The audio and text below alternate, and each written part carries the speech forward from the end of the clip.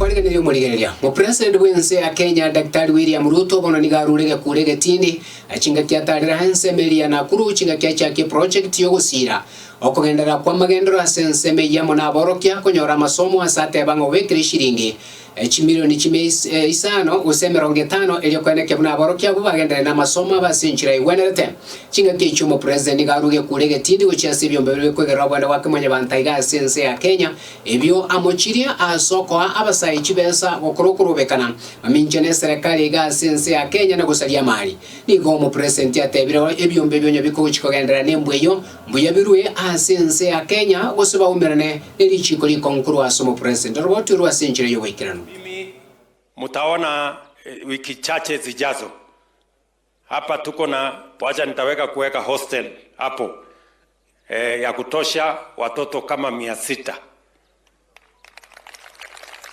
Mukipitisha hapo na nyinyi mjenge kidogo kidogo huko pia. Kwani nyinyi hamtaki pesa?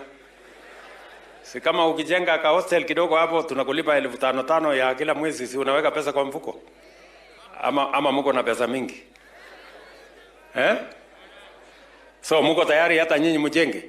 So mimi nitajenga 600 ya watoto 600, nyinyi mjenge ya watoto 100 ama 200, alafu tusaidiane. Wale wanasema we want peace katika Nakuru na Kenya. Hiyo ndio msimamo wa taifa letu la Kenya. Sisi tunataka tuwaambie wale ambao wanaleta pesa sijui kutoka wapi ati kujaribu kununua fujo, ati vijana wafanye fujo Kenya. Hawa wahuni tutawakomesha. Ama namna gani jameni? Na wale wahalifu wote, hata wale wameleta hasara mpaka watoto wetu wasichana kule Kware wamepoteza maisha yao kwa sababu ya wakora na kwa sababu ya watu criminals.